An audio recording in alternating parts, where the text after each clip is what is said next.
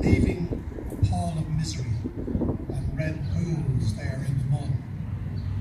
Father Clinch would die that day, but out through Needham's Gap, Father Murphy got away and escaped the British trap.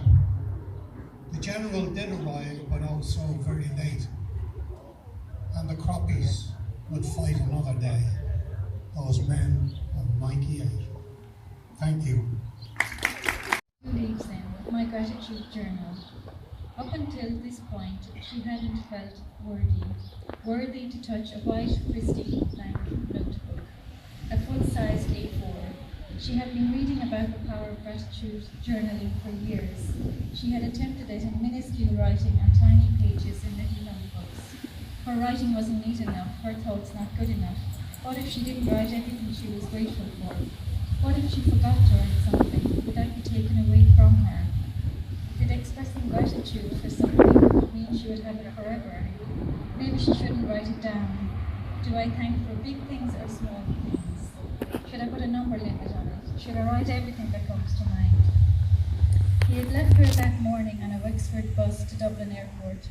She sat in the newly renovated book cafe feeling lost, unhinged and sorrowful, her anchor gone. It was still before 9 o'clock. The day lay troubled and void in front of her. After seeing a poster on the notice board in the local shop, she decided to spend the evening writing a 1,500-word story. She loved to write. She usually composed while walking the beach. Walking fast, stopping, sitting, strolling, walking fast again, each out of the momentum of her mind. The thoughts, ideas, words coming crisp, slow, profound, gone, back again. Her heart pounding when a dog rushed towards her. The blood leaving her brain, unable to remember what the last line was, where the story was, what was next. She'd scream at the dog and scowl at the owner. Sorry, David, he just wants to say hello. When the page of the bell disrupted and the flow of thoughts vanished. This night, it was windy outside, and she chose to sit inside, welcoming the fluid weaving of the words. She was grateful to be living in one of the most beautiful places in the world, close to a 22-kilometre stretch of unspoiled coastline, a place of abundant nature. She had enjoyed a generous, nutritious, fresh meal, and opportunities were opening up for her every day. Overall, she was happy, or was she? Sometimes she thought life was perfect, other times she felt it could all be taken away from her. Other times she thought she wanted a drastic change, a whole new layout. On one hand, she craved stability, security, a normal life. On the other, she questioned committing, settling.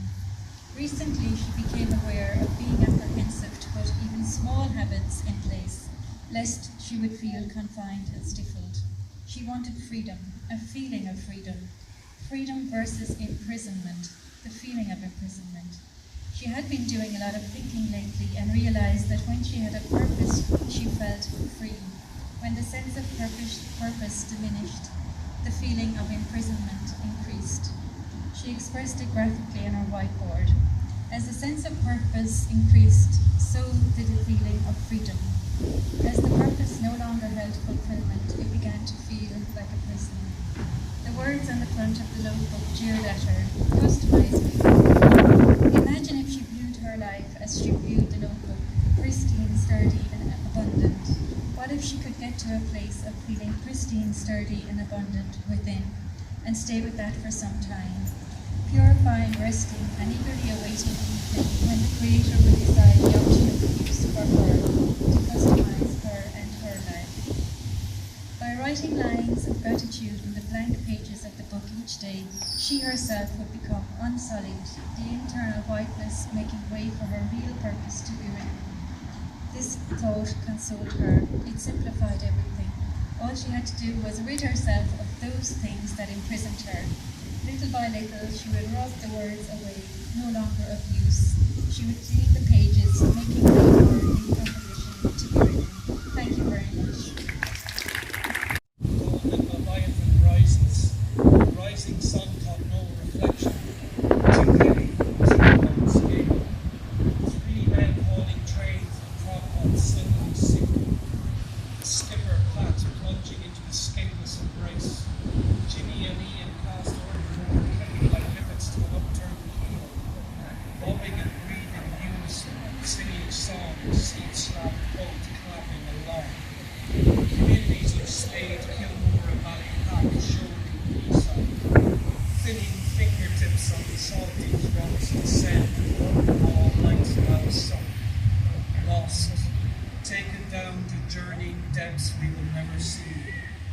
Aging skin still bent, invisible fingers tracing cheeks, a wife, child, wiping tears.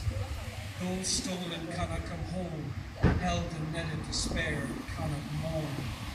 Knotted in a chair below a window, beyond which resides the sea. A glass-trapped sun neither rises nor sets, some opposite snow globe where nothing ever settles.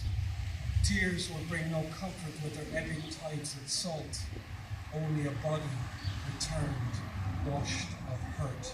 Thank you very much. She stands on the shore. Across the sea, the islands are visible, but the misty rain approaching from behind will soon engulf them. The waves fall, jade and grey below her. The sky is the stippled pearl underbelly of a fish shot through with cold blue.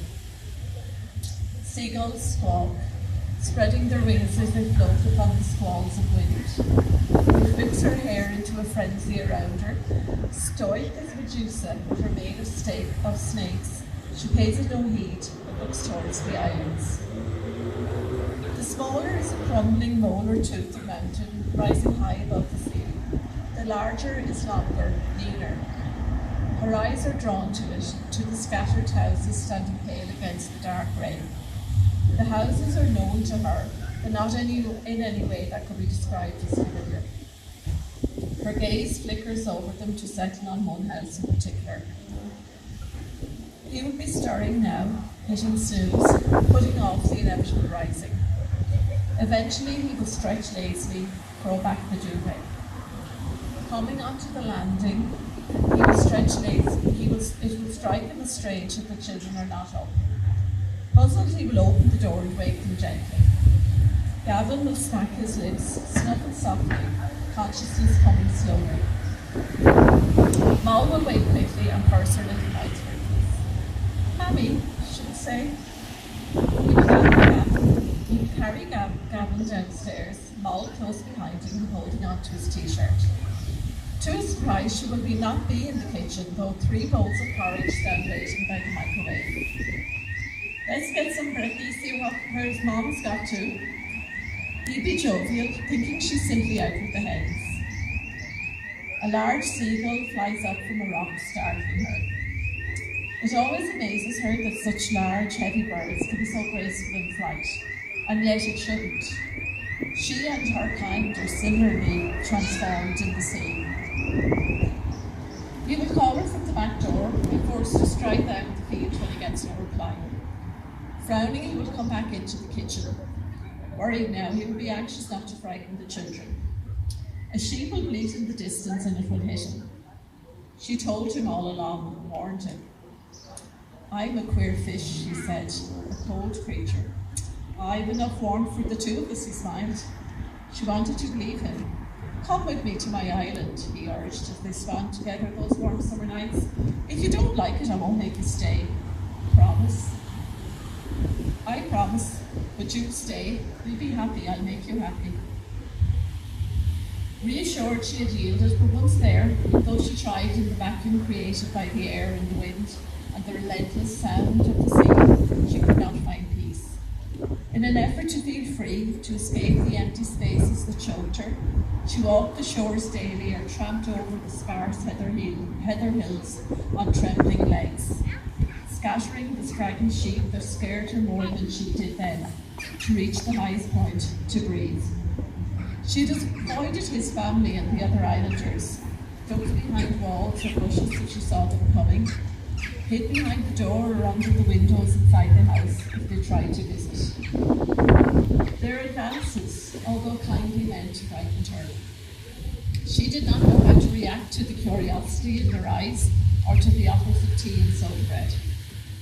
Their ease made her uneasy, highlighted her oddness, her otherness, and made her skin prickle. I love you, he said. Why? In answer, he had laughed softly and held her gently to him. He would run blindly now to find her coat. Falling to his knees, incredulous, he would see that it is gone from her finally, in fear, breaking his promise he had hidden it. He would run back now, throw open the front door, howling the name he had laughingly given her out onto the sea, into the wind, the sensibilities of their children forgotten momentarily in his anguish. Elsa! Gavin, crying in his high chair, reaching up his little webbed hands for legacy to him, will look for comfort. Moll, frightened, will cling to the mad creature her father has become. Still, she cannot do it. She cannot stay. The call is too strong. She puts on her coat, slips into the sea, cuts swiftly through the water.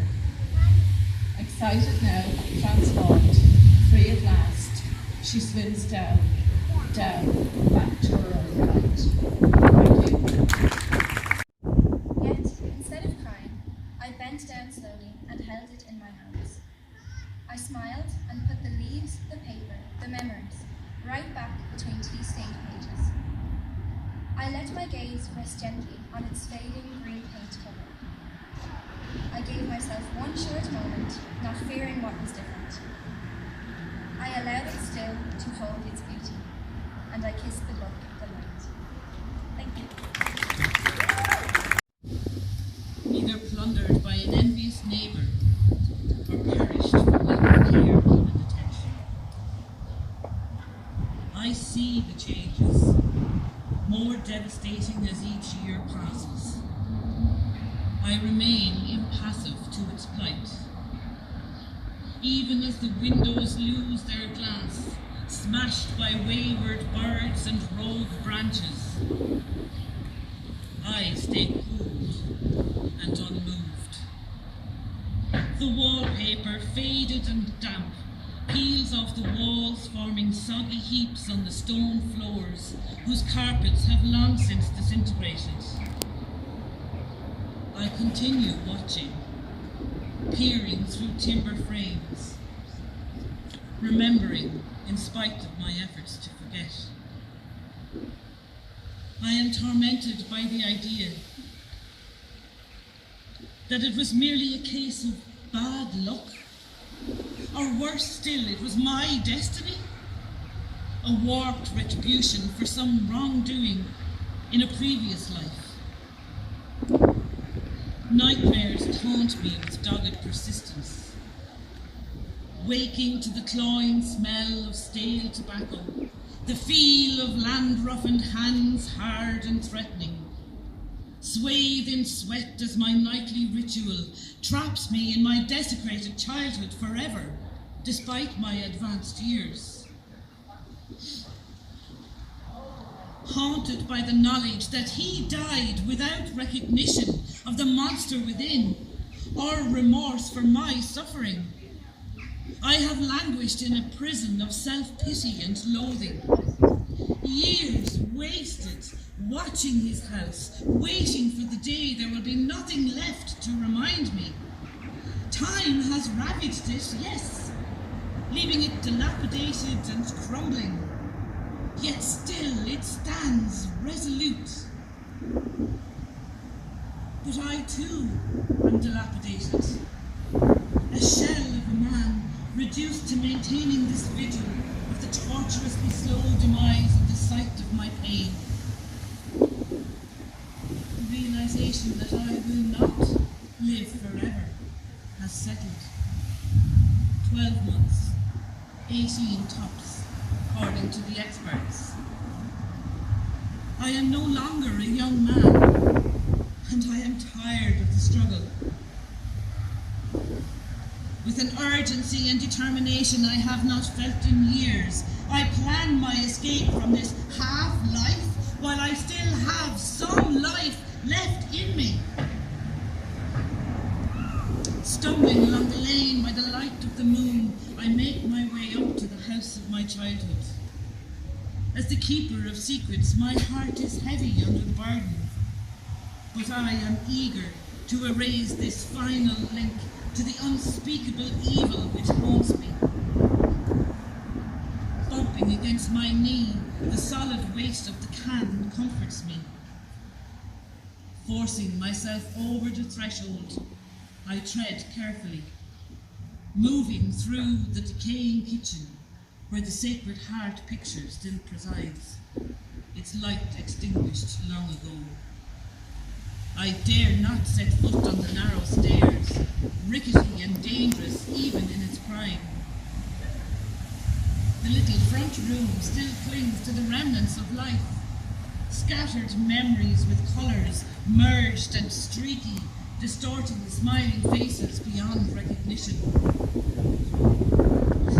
A couple of holy medals from the Knox shrine lie strewn around the floor. A cheap plastic rosary beads still swings from a hook by the fireplace. Tears roll down my face at the hypocrisy of it all, as I splash the contents of the can over all of it. Moving rapidly now, I douse the whole downstairs, working in reverse towards the door, my head down to protect me from the images conjured by my surroundings. As my heels strike the doorframe, I straighten up, removing the lighter from my pocket. With one flick of the wheel, I prepare to purge my demons. The fire spreads in seconds as the flames latch onto the debris hiding in every corner. Instinct thrusts me through the doorway and out the gate, forcing my legs to run through the darkness. Jesus Christ, what have you done? I ask myself, as adrenaline pushes me on, faster and faster, my feet snagging on briars, threatening to send me flailing headfirst onto the overgrown path. Wild and breathless, I make it home with the smell of petrol ripe in my nostrils, the sight of the flames burned on my memory. In the sanctity of my living room, I rationalize my actions. I had no choice in the end. There was no other way. The time for telling had long since passed. Besides, who would have believed me? The clumsy explanations of an act not yet understood from a boy lost and disturbed, a boy creating monsters where others would have seen only kindness and affection. No, they would never have listened. I would have been branded a liar and maybe sent to reform school. No one would have believed that the monster existed behind the facade of his normality. But that's the trouble with monsters. They tend to look just like everyone else on the outside. Every day, soaked seeds on Europe's bread plains. Sunflowers will bloom.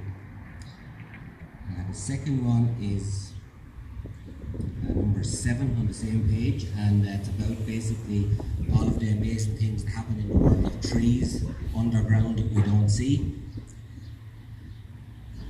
Corham mycelium, Grayson Durka fi Hollow, Sail Runde in the ground.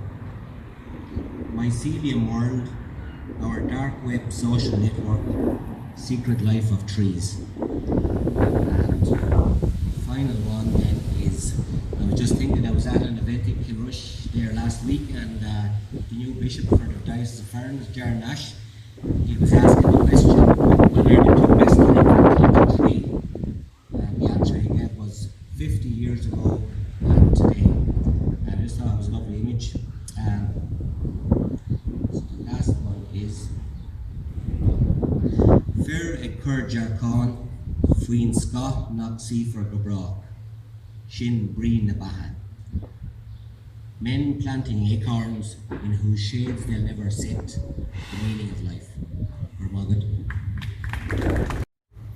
He was an odd little man, or so they said, those that knew him.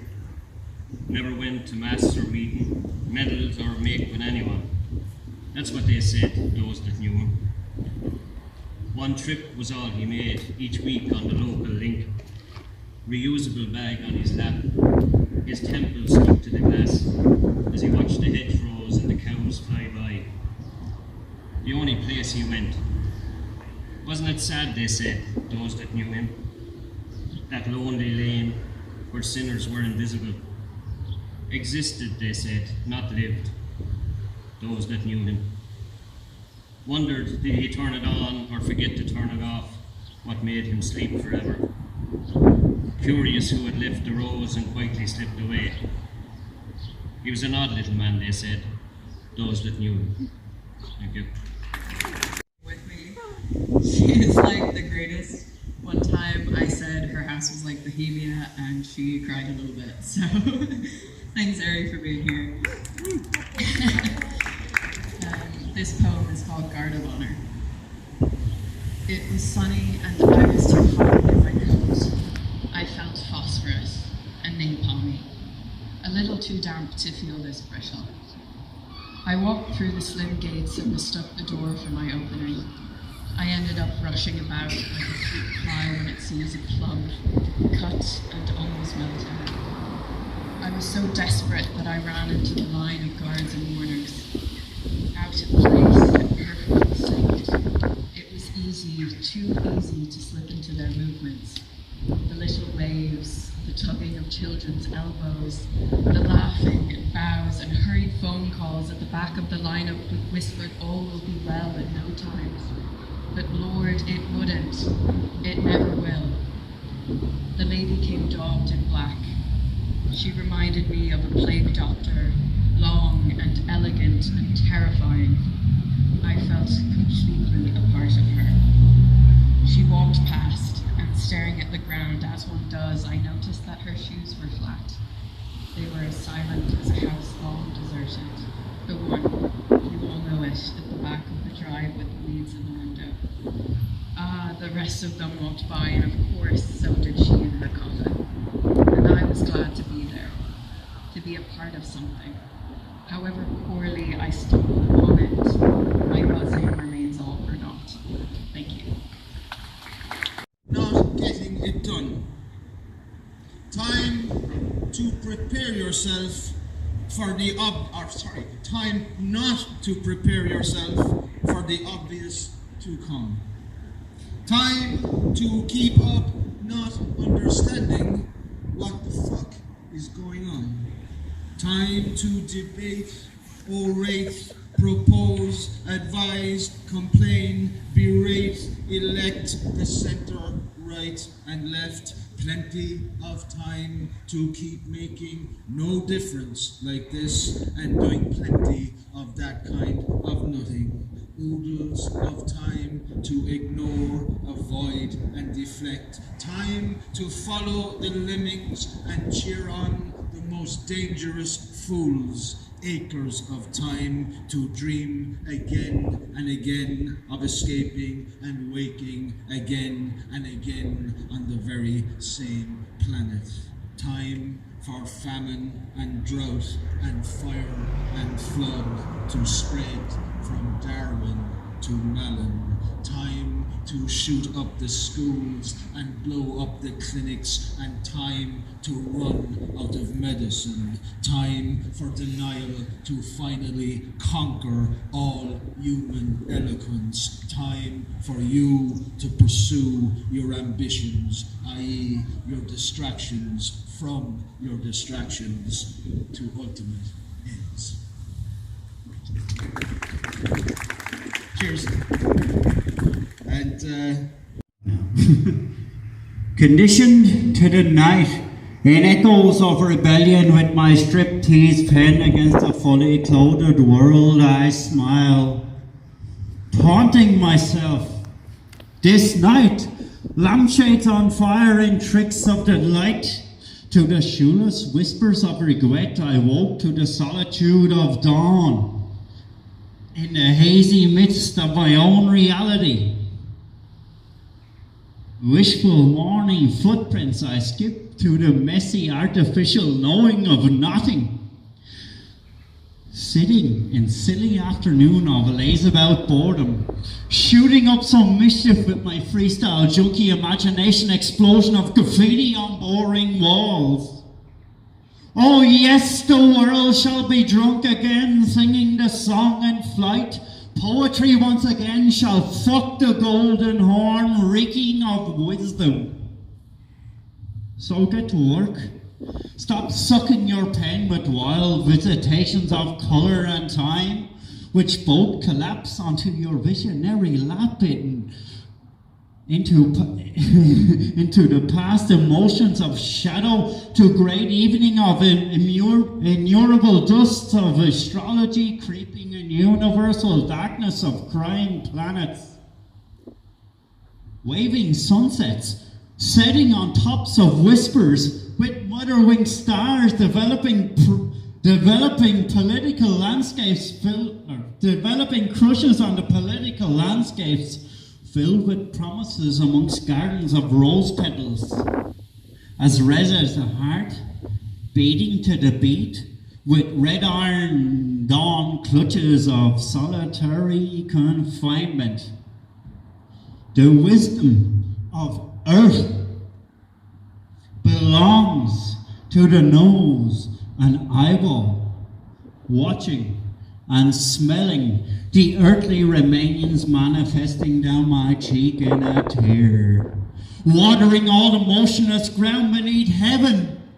Oh, great heaven, floating above speckled blue of laughing birds and misty cloud vibration, fields of sorrow, the immense beauty of buttercups and yellow thyme, suckling motherly breast of youth growing old and tired and dusty gigantic shadows, roaring into the past, one motion of the shadows, stirring shivering souls, breathing through empty hearts as delicate as great Buddha cross-legged, under dripping philosophy as visible as a skull, invisible as footprints under rubber soles of old ladies, PhD, LSD, research of mind, body and time.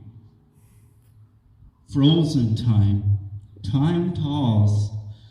Laughing Buddha will meet again and be angelic, leaving nothing but skipping footprints, delicate as the wind, by roadside authorities awoke sunny air custodian, dreamer of dreams. The lengthy dreaminess, the hip casualness of the sleepy eye. Hideous laughter hits the streets with empty eyes. And an acquired taste for the unusual poison by the small talk of bourgeois bitches and the designer kids. The dime store duo disasters as angelic as the poetry of Poe. Roar of the raven's claws, trembling a million shivering flowers, barely blowing the dandelion into delicate perfection. A great ode to the Idaho farmer. I joke. No great ode at all. All the joys of stark reality die with blinding blight, suffering, deadness. They make such a pretty pair, love making under soil presence of deceased flesh of blood and life and love. The falling star gracing dirt with falling diamond miracle, who love and life and kindness, dancing clocks, light bulbs shatter under weeping city. Everybody's name shall be written in summer by landlords of your own stream, flowing, existent, beautiful, magic, wonderful mind. Thank you.